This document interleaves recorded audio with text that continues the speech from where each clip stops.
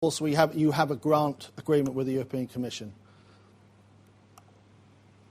Right, where do you get the information? Well, of course, we have our own website. FP7 UK has its own, I would say, portal, if you like, and we have a central coordination point.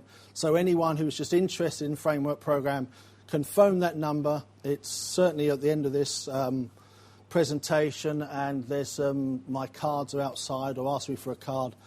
Go onto that website, talk to the helpline, and just get the first bits of information, and then they will point you in the direction of the specific national contact point who should talk to you.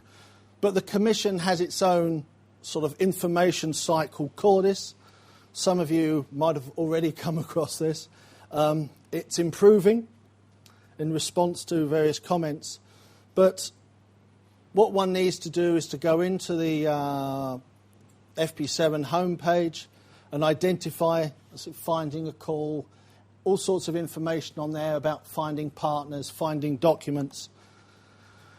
And then you can go straight onto the site and download the actual work programs. Everything is done electronic, and you can download all of the work programs and all of the guidance notes direct from the Cordis website. If you're not sure how to get to it, then once again call the national contact point. He will help you through it. Or, of course, the RDAs and the KTNs, etc. They will have this sort of basic information about where to go for that information. You can download the program, the work program and other information in various file types and also in various languages. Right. I think I've mentioned some of this already, actually. Projects involve partners, 3 independent legal entities from 3 different member states, etc. Finding partners, another question I'm asked quite a bit. Well, in a way, partner search is a lot easier than people think. Oops, sorry. Oh, dear. Oops, sorry. Because half the contacts, half the partners you already know, the people you're already working with, and 25% are probably people that know someone else. You know, talking to your own clients once again, your own suppliers, etc., who you could be working with. There are partner finding services. Once again, the national contact points, the new EENs are another way of finding partners. Going through the technology platforms, that's another way of finding partners. I mentioned the NCPs, but we operate within a network of NCPs around Europe, so we can help you and push out your proposal ideas, confidentially, of course, to others to find out if they have any people who would like to participate. We also respond to those partner search requests. So there's a number of ways of doing this, some more formal than others. The proposal itself, I mentioned one of the things you download with the work programme is your guide for applicants.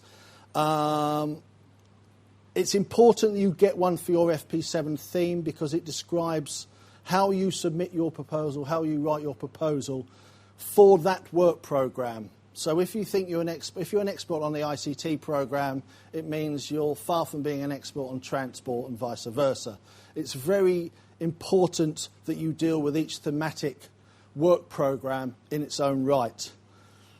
The guide for applicants describes the theme, lists the funded countries that can be participating and get funded, the glossary. It describes the proposal in detail, describes the submission, and it describes how it's going to be evaluated. In a way, that's a very good idiot sheet because they really do explain very clearly, even to how many words or how many pages they want on each aspect. And you follow it to the letter. You can even cut and paste it and just fill in the bits. I mean, because it's that which the evaluators follow when they do their evaluation. One of the other things, when people talk about FP7, and particularly when they're talking about SMEs, people say, oh, well, it costs £25,000 to put in a proposal. It takes months and months and months.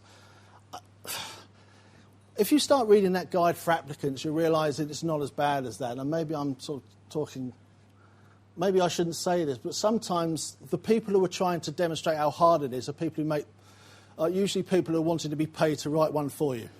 I mean, they're trying to make it sound a lot more difficult than it is. If you have a good proposal and a good idea, once you start you start looking through the guide for applicants, you start writing the proposal, you'll see it becomes relatively simple. Of course, it's not the 50 pages either, it's probably 20, 30 pages, because we've got to provide the information to enable them to do the evaluation. But it is not as bureaucratic and as difficult as some would like to say it is. If you submit a proposal, you will then, at the end of the proposal, receive an evaluation summary report, which tells you how your proposal has done against the various evaluation criteria, which is evaluation criteria. And if you reach the threshold and there is a budget, then you will get supported.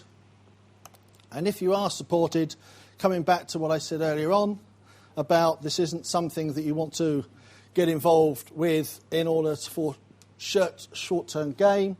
Once a call opens, it's usually 3 to 4 months before the call closes.